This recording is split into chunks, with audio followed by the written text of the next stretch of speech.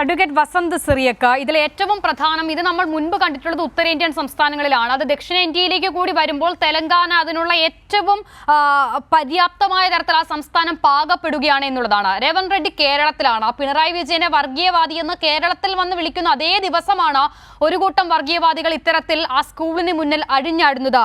വസന്ത് നോക്കൂ, ആ സ്കൂൾ മാനേജ്മെന്റിനെതിരെയാണ് പിന്നീട് കേസെടുക്കുന്നത്. ആ പോലീസ് സംവിധാനം പോലും അവിടെ നോക്കി നിൽക്കുകയാണ്. എങ്ങനെയാണ് വസന്ത് ഒരു സംസ്ഥാനത്ത് സർക്കാർ സംവിധാനങ്ങൾ ആകെ നിഷ്ക്രിയമായി ഇതിങ്ങനെ കണ്ടുകൊണ്ട് നിൽക്കുന്നത്?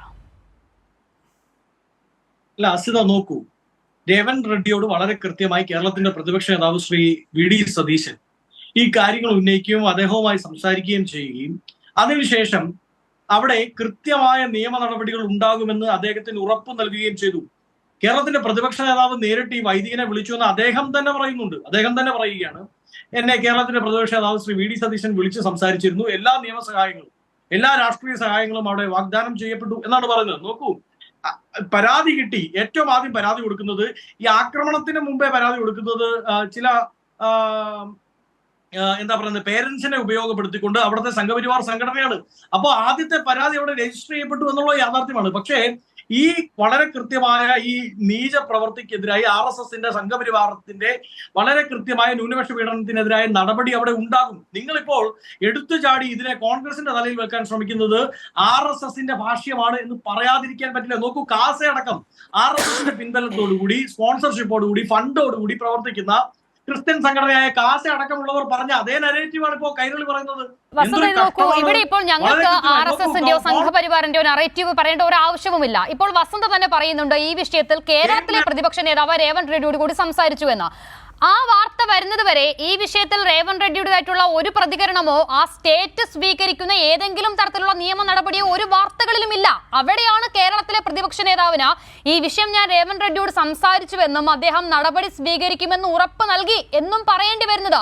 ഈ സംഭവം നടക്കുന്നത് ഇന്നലെയാണ്. 24 മണിക്കൂർ പിന്നിടുമ്പോഴും വസന്ത് പറഞ്ഞതുപോലെ ആദ്യത്തെ കേസിൽ മാത്രമേ FIR ഇടുകയും നടപടി സ്വീകരിക്കുകയും ചെയ്തിട്ടുള്ളൂ. ഇതിൽ ഏറ്റവും പ്രധാനം ഞാൻ പറഞ്ഞതുപോലെ ആ വൈദികർക്ക് നേരെ ഇവർ പാഞ്ഞെടുക്കുമ്പോൾ അവിടുത്തെ പോലീസ് സംവിധാനം നോക്കി നിൽക്കുകയാണ്. വസന്ത്, അല്ല നോക്കൂ, ഈ ആക്രമിക്കപ്പെട്ട വൈദികൻ ഒരു മലയാളിയാണ്. അതുകൊണ്ടാണ് കേരളത്തിന്റെ പ്രതിപക്ഷ നേതാവ് ഈ വിഷയത്തിൽ ഇടപെടുന്നത്. അദ്ദേഹം ഒരു മലയാളിയാണ്. എന്തുകൊണ്ടാണ് പിണറായി വിജയൻ ഇതുവരെ ആ വിഷയത്തിൽ ഇടപെടാത്തത്? ഒരു സംസ്ഥാനമല്ലേ തെലങ്കാന? ഇന്ത്യ മുന്നണിയുടെ ഭാഗമായ ഒരു മുഖ്യമന്ത്രിയല്ലേ അവിടെ എന്ത് ചെയ്യുന്നത്, ഭരിക്കുന്നത്? എന്തുകൊണ്ടാണ് ഇവിടുത്തെ മുഖ്യമന്ത്രിക്ക് എന്റെ നാട്ടിലെ, എന്റെ കേരളത്തിലെ ഒരു വൈദികനാണ് അവിടെ പീഡനം അനുഭവപ്പെട്ടത് എന്ന് പറഞ്ഞുകൊണ്ട് എന്തുകൊണ്ടാണ് ഇടപെടാത്തത്? അപ്പൊ അങ്ങനെയൊക്കെ നരേറ്റീവ് സൃഷ്ടിക്കാൻ പോയാൽ ഏത് രീതിയിലും ഇതിനെ വളച്ചൊഴിക്കാം. ഇവിടെ നമ്മൾ ഐക്യപ്പെടേണ്ടത് RSS വിരുദ്ധതയ്ക്ക് ഒപ്പമാണ്. നമ്മൾ ഐക്യപ്പെടേണ്ടത് RSSന്റെ ന്യൂനപക്ഷ പീഡനത്തിനെതിരായാണ്. അവർ ചില കേരളം അടക്കമുള്ള ക്രിസ്ത്യൻ വോട്ട് ബാങ്കുകൾ, ഞാൻ അടക്കം ക്രിസ്ത്യൻ വിശ്വാസികളാണ്, ക്രിസ്ത്യൻ വോട്ട് ബാങ്കുകൾ മജോറിറ്റി ഉള്ള സ്ഥലങ്ങളിൽ ഞങ്ങൾ ക്രിസ്ത്യൻ സ്നേഹികളാണ് എന്ന് പറഞ്ഞുകൊണ്ട് അരമനകളുടെ അടുക്കളപ്പുറങ്ങളിൽ എച്ചിൽ പാത്രങ്ങൾ നക്കി വടയ്ക്കാൻ വേണ്ടി കയറി നടക്കുന്നതിനെതിരായാണ്. മറ്റ് സംസ്ഥാനങ്ങളിൽ ഗ്രഹാം സ്റ്റെയിൻ തൊട്ട് ഇതാ ഇങ്ങോട്ട് ഏറ്റവും ഒടുക്കം ഈ വൈദികൻ വരെ എത്തി നിൽക്കുന്ന ക്രിസ്ത്യൻ പീഡനങ്ങളുടെ വലിയ മൊത്ത കച്ചവടക്കാരാണ്, അപ്പസ്തോലന്മാരാണ് ഇവർ എന്നത് തുറന്നു കാണിക്കാൻ വേണ്ടിയാണ് ഇവിടെ നമ്മൾ ഇടതുപക്ഷവും കോൺഗ്രസും RSS വിരുദ്ധരായ, ഫാസിസ്റ്റ് വിരുദ്ധരായ സഖ്യകക്ഷികളെല്ലാം ഒന്നിച്ചിരിക്കേണ്ടത്. അവിടെ മറ്റൊരു നരേറ്റീവ് സൃഷ്ടിച്ചുകൊണ്ട് ഇത് കോൺഗ്രസിന്റെ തലയിൽ വെക്കാൻ നോക്കുന്നത് വളരെ കൃത്യമായി കാസയുടെ അടക്കം നരേറ്റീവ് ആണെന്ന് പറയാതിരിക്കാൻ പറ്റില്ല. ഇന്ന് 11 മണിക്കാണ് കാസ ഇതേപോലെ ഒരു നരേറ്റീവ് ഇട്ടത്. നോക്കൂ, കോൺഗ്രസിന്റെ സംസ്ഥാനത്ത്, കോൺഗ്രസ് ഭരിക്കുന്ന സംസ്ഥാനത്ത് ഇതാ ക്രിസ്ത്യൻ വൈദികൻ പീഡിപ്പിക്കപ്പെടുന്നു.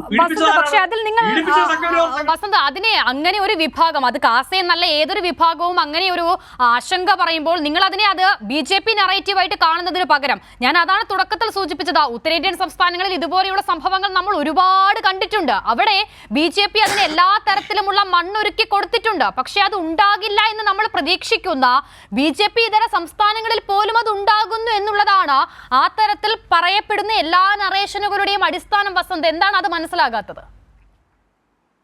അല്ല, യുണൈറ്റഡ് ക്രിസ്ത്യൻ ഫോറം പുറത്തുവിട്ടൊരു കണക്കുണ്ട്. ഈ നരേന്ദ്രമോദി ഭരണത്തിൽ 10 വർഷത്തിനിടയിൽ 48% വർധനമാണ് ക്രിസ്ത്യൻ സഭകൾക്കെതിരെ, വിശ്വാസികൾക്കെതിരായിട്ട് ഉണ്ടായിട്ടുള്ളത് എന്ന്. അതിൽ കേരളം ഉൾപ്പെടും. അപ്പൊ കേരളത്തിൽ ഉണ്ടായ പീഡനങ്ങൾക്ക് മുഴുവൻ കാരണം കേരളത്തിൽ സംഘപരിവാർ ചില മേഖലകളിൽ പള്ളികൾ ആക്രമിച്ചതിന്റെ പുറത്ത്, അല്ലെങ്കിൽ പാലിയം പള്ളി പൊളിക്കണം, തൃശ്ശൂരിലെ പള്ളി പൊളിക്കണമെന്ന് VHP-കാരൻ പറഞ്ഞതിന്റെ പുറത്ത് ഒക്കെ പിണറായി വിജയനാണ് ആൻസറബിൾ, പിണറായി വിജയനാണ് അതിന്റെ എല്ലാം കാരണഭൂതൻ എന്ന് പറഞ്ഞാൽ വിശ്വസിക്കാൻ പറ്റുമോ? ഇത് രേവന്ത് റെഡ്ഡി അവരെ അധികാരമേറ്റിട്ട് ഏതാണ്ട് മാസങ്ങൾ മാത്രമാവുന്നു. സ്വാഭാവികമായും അവിടെ KCR എന്ന സംഘപരിവാറിന്റെ അനുചരനായിരുന്ന, എല്ലാ കാലത്തും സംഘപരിവാറിന് പ്രിയങ്കരനായിരുന്ന ഒരു നേതാവ്, അയാൾ ഇപ്പോൾ NDA മുന്നണിയിലേക്ക് പോകാൻ പോവുകയാണ്. അങ്ങനെയുള്ള ഒരാള് ഭരിച്ചുകൊണ്ടിരുന്നാണ് മറ്റൊരു BJP ആയിരുന്നു KCR-ന്റെ പാർട്ടി എന്ന് എനിക്ക് സംശയമൊന്നുമില്ല. അപ്പൊ സ്വാഭാവികമായും പോലീസിലും അവിടെയുള്ള മറ്റ് സംവിധാനങ്ങളിലും അതിന്റെ ഒരു ഹാങ് ഓവർ നിലനിൽക്കുന്നുണ്ടാവും. അത് മാറ്റിക്കൊടുക്കണ്ടേ? അത് മാറ്റിക്കൊടുക്കാൻ ശരി, അത് ആരാണ് മാറ്റിക്കൊടുക്കേണ്ടത് എന്നുള്ളതാണ് വസന്ത്. ഇപ്പോൾ പറഞ്ഞതുപോലെ ആ സംഘപരിവാർ മനസ്സ് ഒരു കാലത്ത് ഉണ്ടായിരുന്ന ആളായിരുന്നല്ലോ രേവന്ത് റെഡ്ഡിയും. അതിനുശേഷം അദ്ദേഹം മറുപാളത്തിലേക്ക് വരുമ്പോൾ ആദ്യം പറയുന്നത് നരേന്ദ്രമോദി മൂത്ത സഹോദരനെ പോലെയാണ് എന്നും ഗുജറാത്ത് മാതൃക പിന്തുടരുമെന്നൊക്കെയാണ്. ഒരുപക്ഷെ ഗുജറാത്ത് മാതൃകയാകാം ഇപ്പോൾ തെലങ്കാനയിലും കണ്ടത് എന്ന് ആരെങ്കിലും സംശയിച്ചാൽ അതിന് തെറ്റു പറയാനും ആകില്ല വസന്ത്. അവിടെയാണ് പ്രശ്നം. ഞാൻ വരാം.